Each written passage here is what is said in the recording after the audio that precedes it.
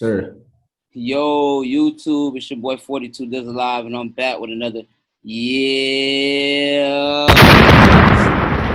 Already, man. What's good, bro? How you feeling? feeling good about yourself? Good, man. I'm good. Y'all that don't know, I'm gonna let bro go ahead and introduce himself. Go ahead, man. My name is Devin Neely. I'm from Boynton Beach, Florida. I'm a 1L student at the Southern University Law Center. Most def. D Neely, whatever y'all want to call him, Mr. Put That Shit On, blase. I So as y'all heard, man, he's from Boynton Beach, man. Let him know how it was growing up.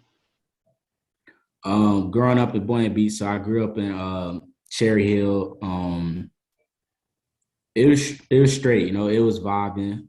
It has ups and downs, easy to fall victim to the streets early if you don't keep your head on the swivel and stay focused, get to a goal in your mind that you're going to go out and you're going to go get that goal. You're going to work your ass off to get that goal for plan A, and plan B is to just continue to work your ass off. It's just that simple, to be honest.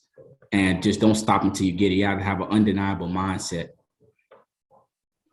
Nah, most def, like you said, man, it's easy to fall a victim to the streets early if if you don't got your mind plugged into what you want to do with plan A and plan B. But most importantly, it comes with a lot of hard work and dedication. So, you know what I'm saying? Y'all don't really see interviews like this on my show, but I felt like it was necessary, to bring Mr. Neely on here for the simple fact that, you know what I'm saying, he's overcome those objections or objectives, uh, coming where we come from. So, um, now, do you have any brothers and sisters? Yeah, I actually have two sisters and one brother. They're all older than me. I was the youngest child. Um, they're probably like 7, 8 years older than me. Okay, so wait, so how old are you? I'm 22. 22. Look, man, Mhm. y'all gonna be surprised some of the stuff y'all hear come out of this young man mouth, man. Old soul though, man. You heard me? Um, so what high school did you go to? I went to Boca Raton Community High School All 4 years? all 4 years. All 4 years? All right, cool. How was the vibe there? It was straight. I had to do the JROTC program in order to go there.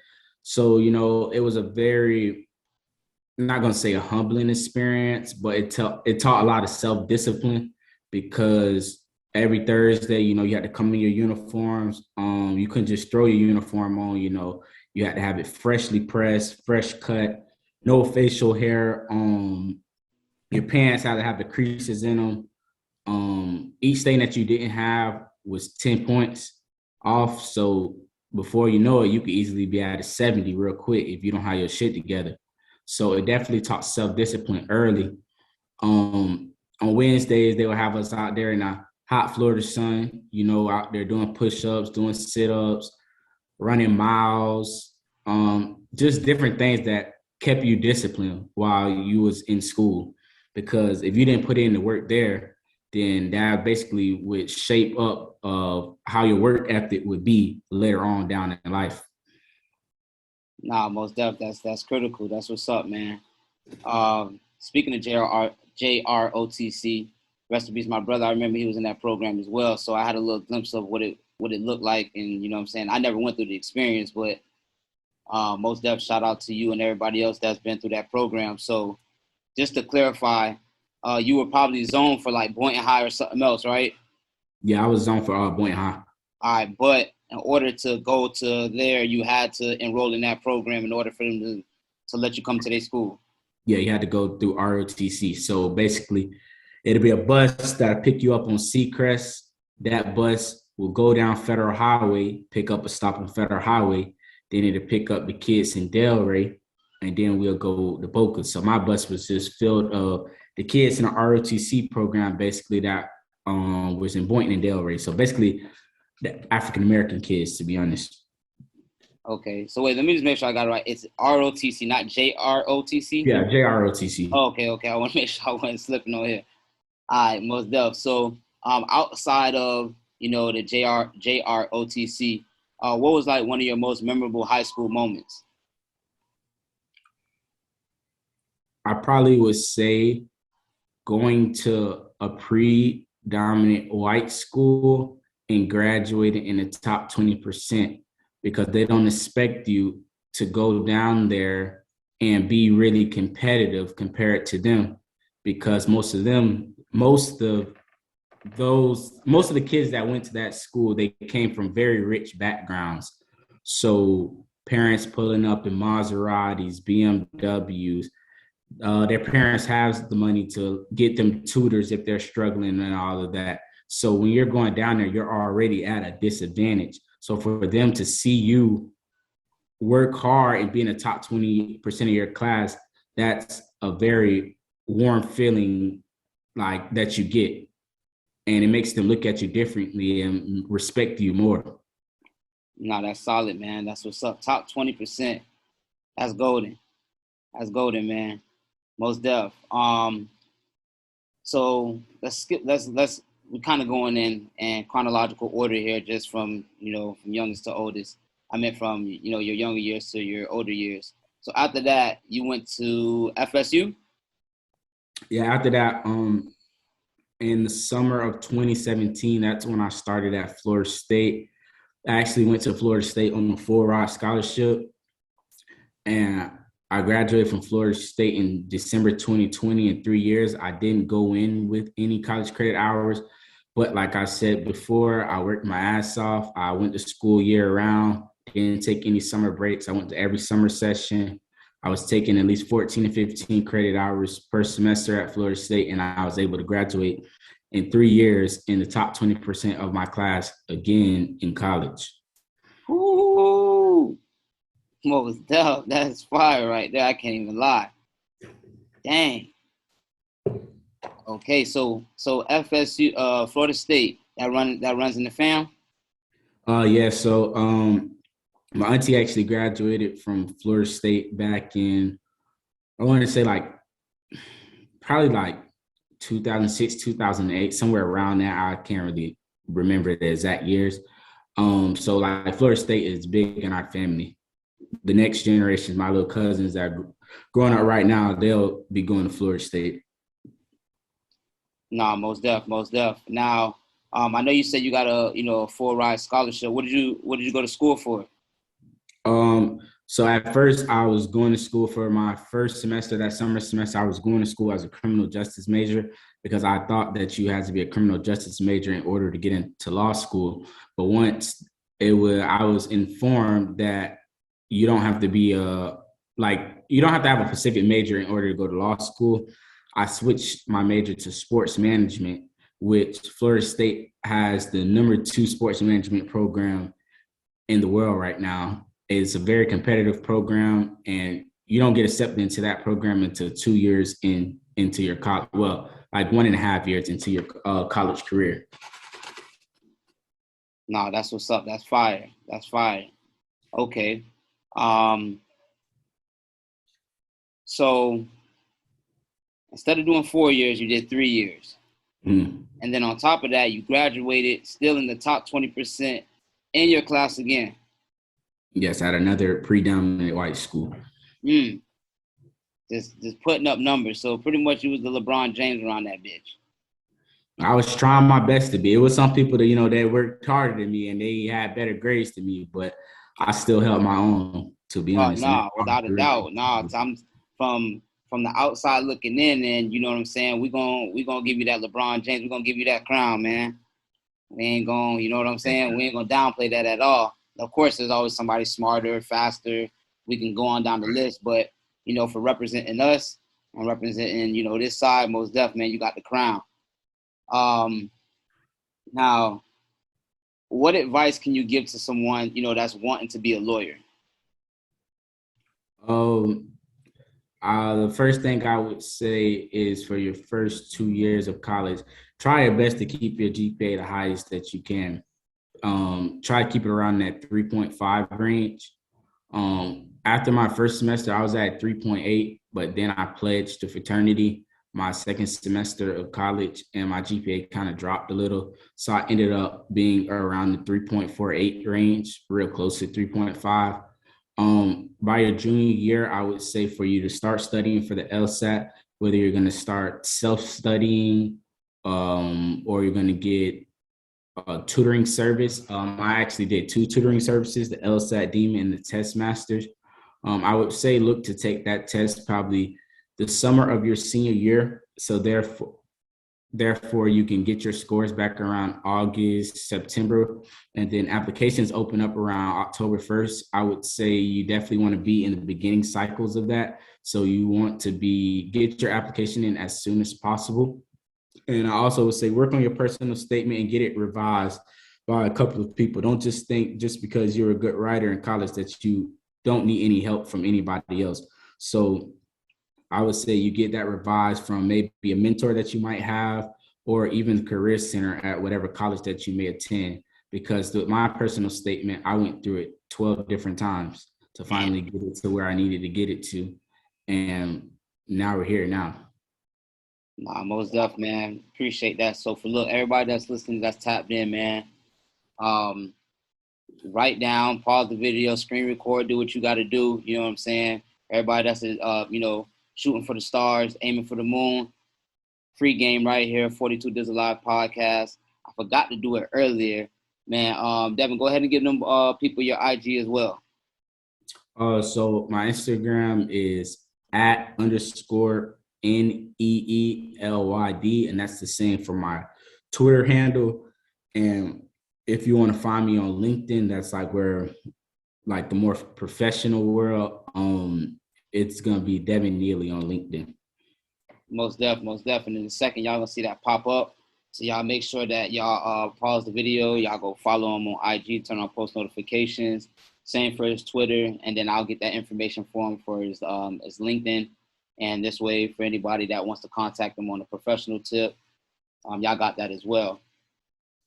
Now, most people when they see these movies or they think about a college experience, they think about just partying. Right.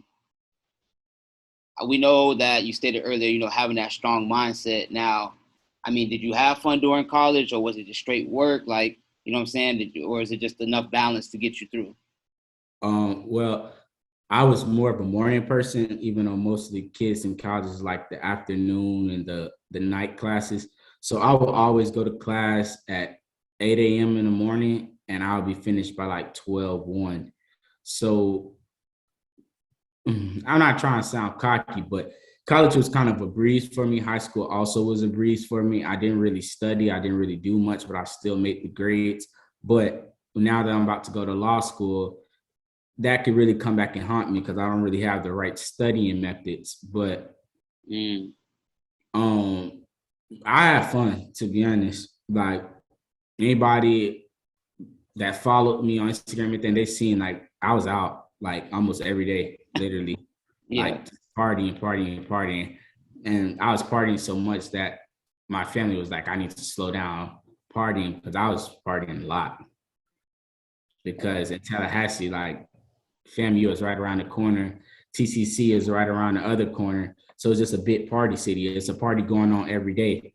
So the only advice I would give is just get your work done before you go have fun. Oh, that's solid. That's it. That's solid. Okay, so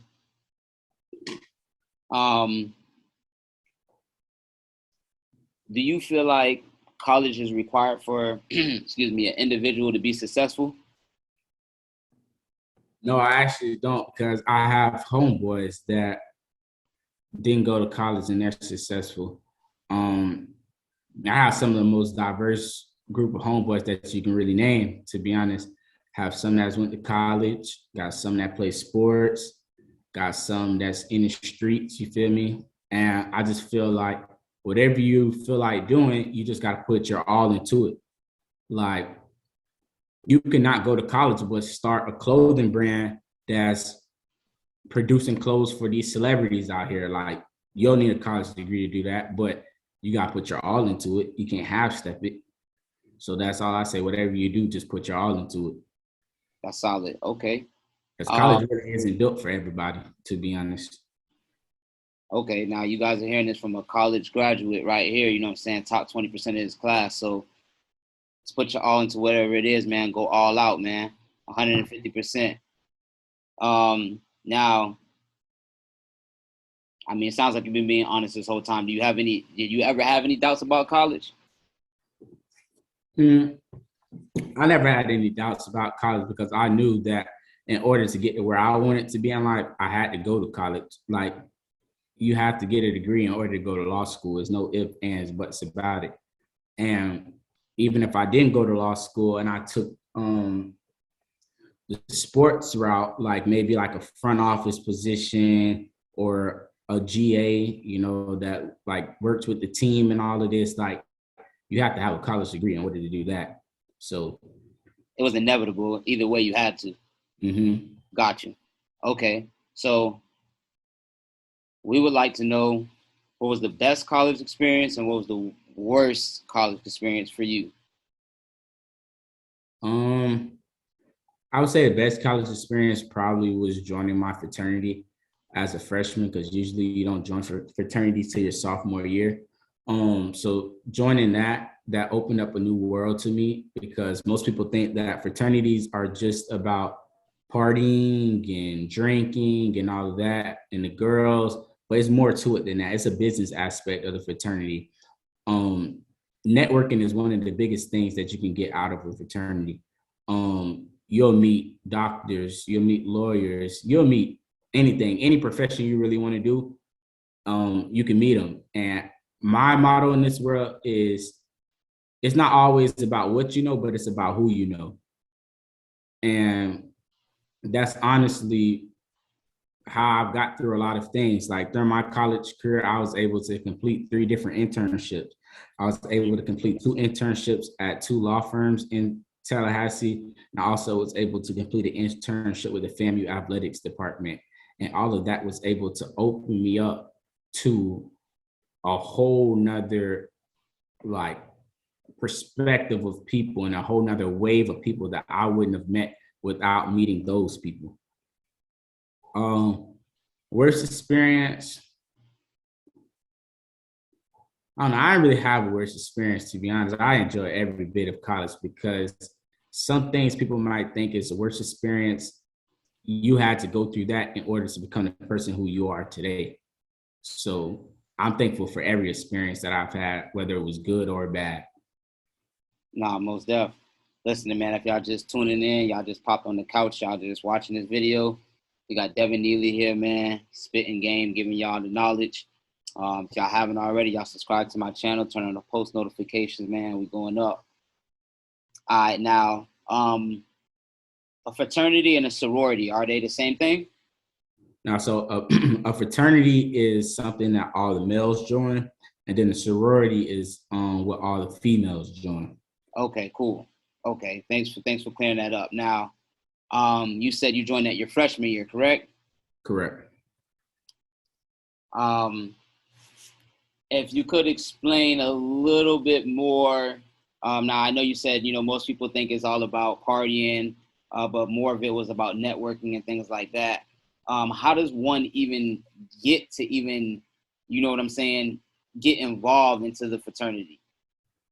So the first thing I would say is for everybody to research. If you were interested in, I would say for you to research each fraternity.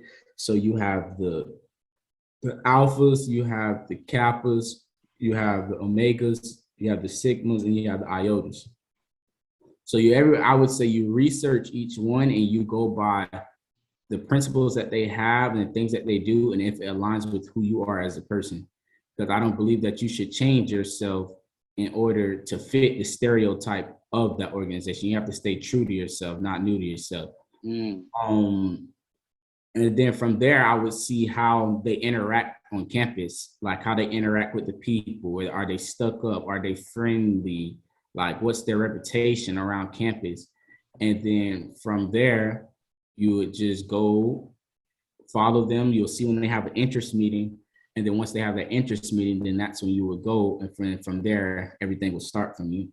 And I also would say, don't just go by maybe my uncle's a Q. That means I gotta go be a Q, or my uncle's a Kappa. I gotta go be a Kappa. You have to do what's best for you at the end of the day, because what was best for your uncle might not be the same for you. Solid, solid. Most def, most def. Okay, now, um, what's something you ate in college that you tired Chicken. of? Tallahassee was all chicken based. Chicken wings, chicken tenders, chicken pasta, and anything. That's late at night, you hungry, leaving the club, you got three options. You got Waffle House, line always long.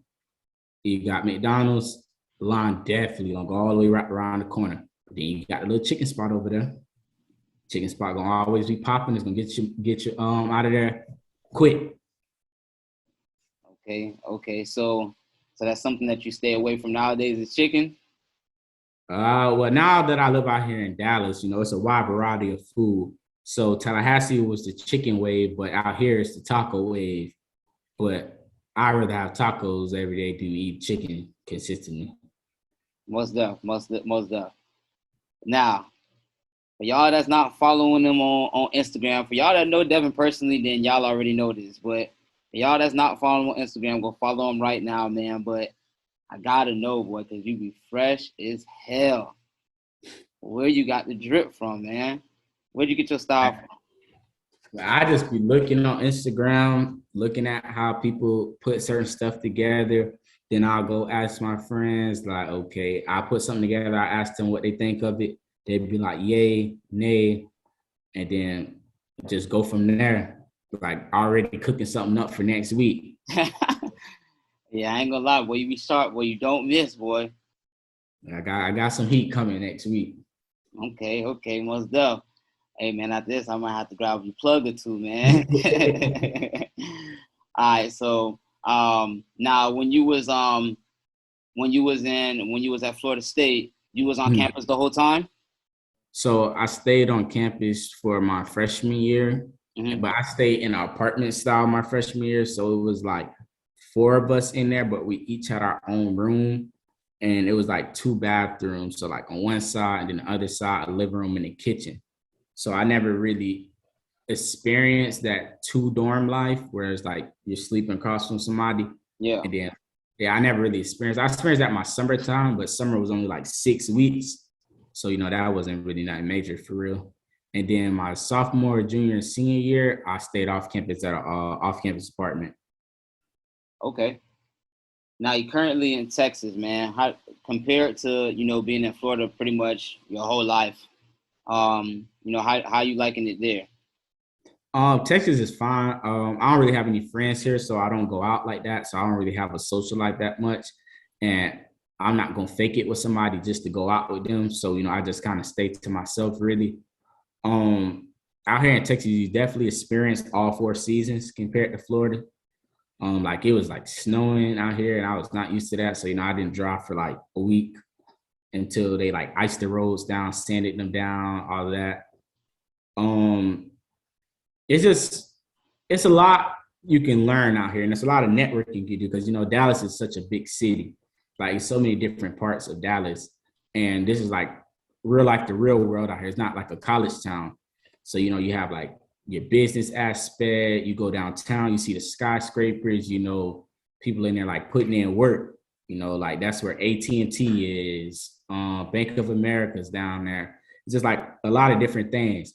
And then you go on another side of the city, you see like Jerry's World. So everything Jerry's really been built up. So Yeah. like the Cowboys practice facility, he's built hotels around the practice facility. He's built apartments, and like it's just a lot to be honest. But it's definitely a good place though if you want to get yourself going. You know, Nah, and a lot of different like job opportunities because out here, they have like a lot of plants. So like they might have like 8 Amazon plants in Dallas. Those Amazon plants, they running day in and day out. Like they don't stop at all. So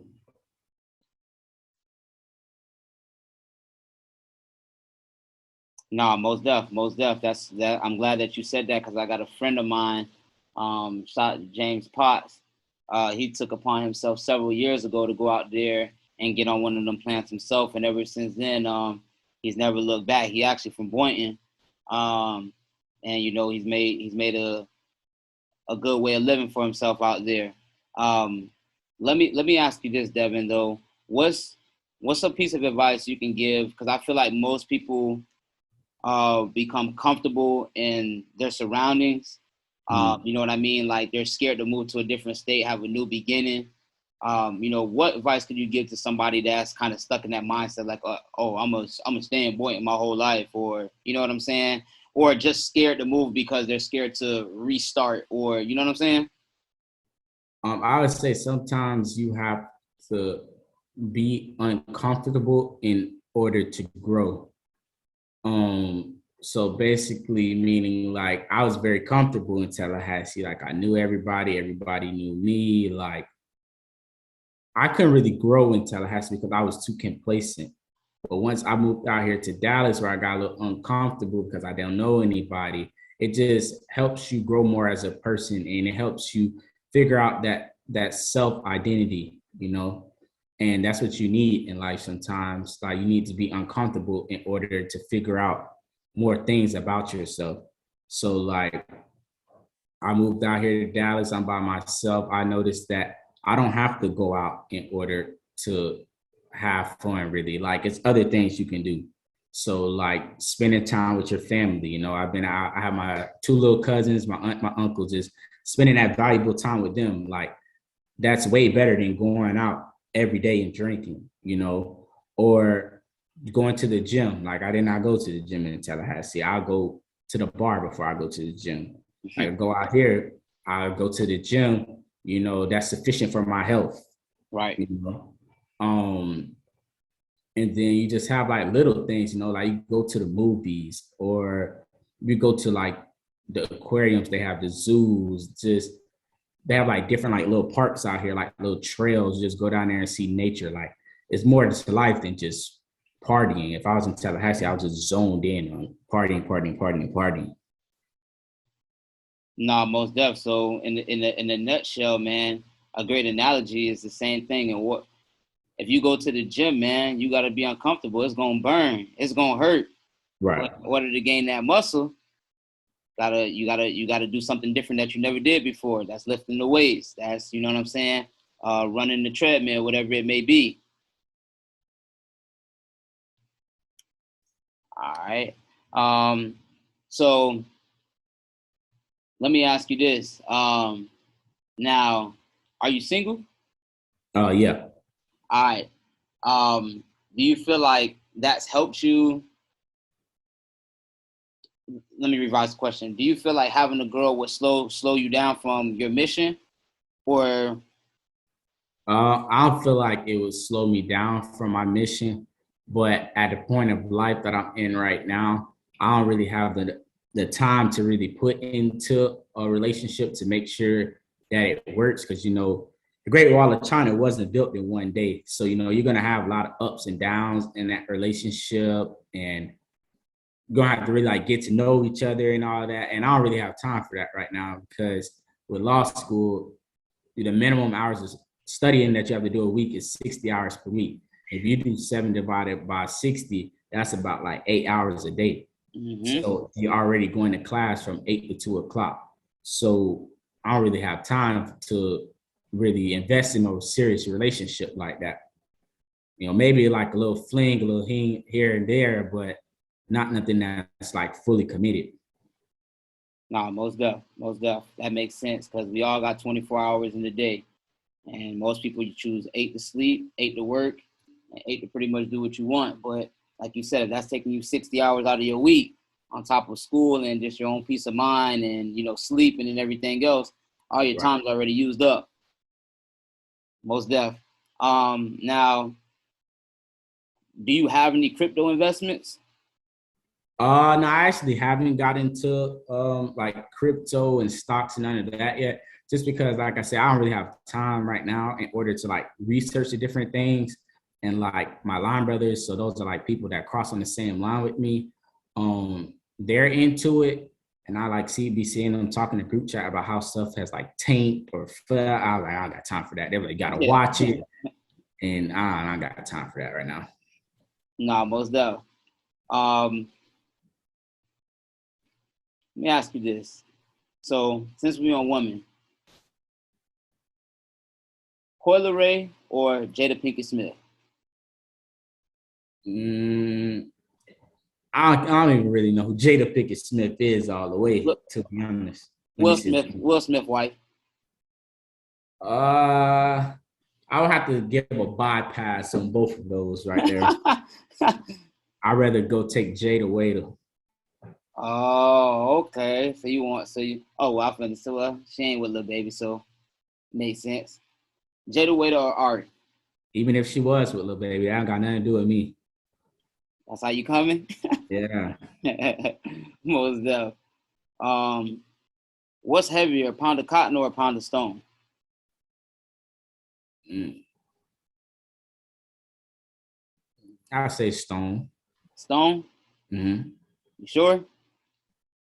Yeah, I'm gonna stick with the Stone. Okay. I'm gonna let them answer that for you in the comments, man. I spell supercalifragilisticexpialidocious. Say it one more time. Supercalifragilisticexpialidocious.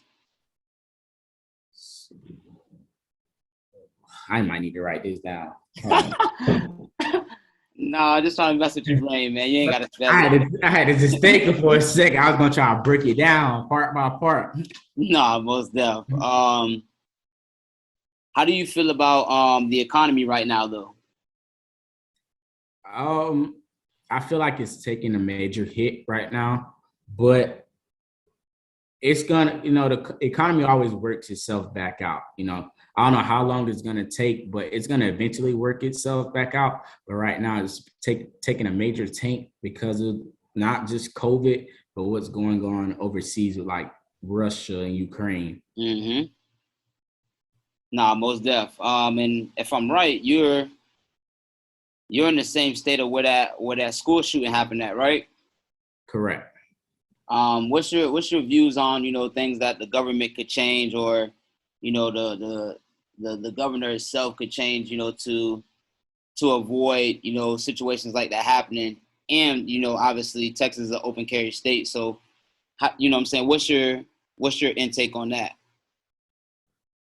See, that's a good topic right there because I actually work in the schools, so I'm actually a substitute teacher. So just seeing that happen was like it was eye opening and very shocking.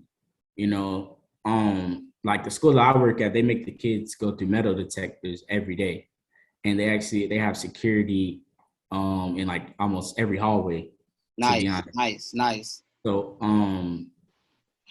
I don't know. I think he needs to. It's going to start with the governor, but it's going to come down to how the FBI and the city police, how they come up with a better plan for, God forbid, if that happens again, for them to execute more smoothly and execute faster.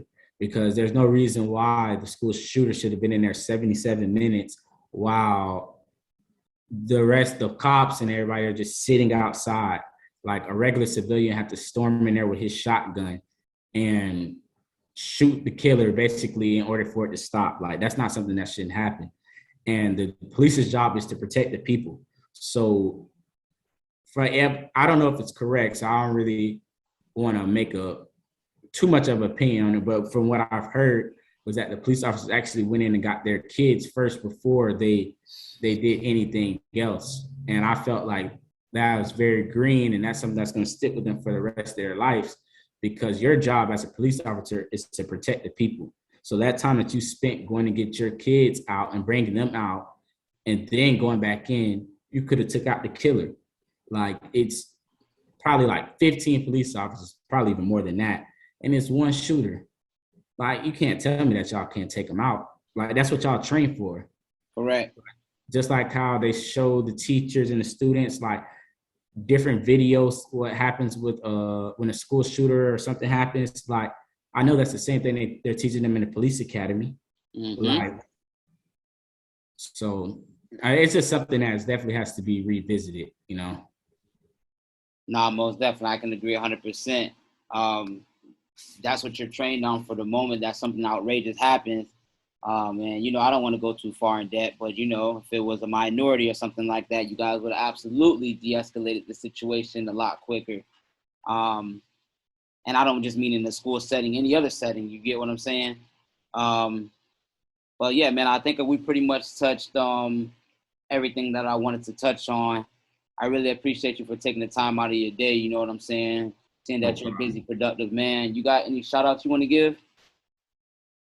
Just shout out to my family and shout out to God. Without God, none of this would be possible. Nah, most def, most def. Um, Look, man, once again, I appreciate you for coming through on my channel, on my podcast. Go ahead and give them your social media again, Devin. Instagram and my Twitter handles are @_Neely_D. My Facebook is Devin Neely, and my LinkedIn is also Devin Neely. Most def, man. Appreciate you, Devin, man. All right, no problem. Take care. All right, you too.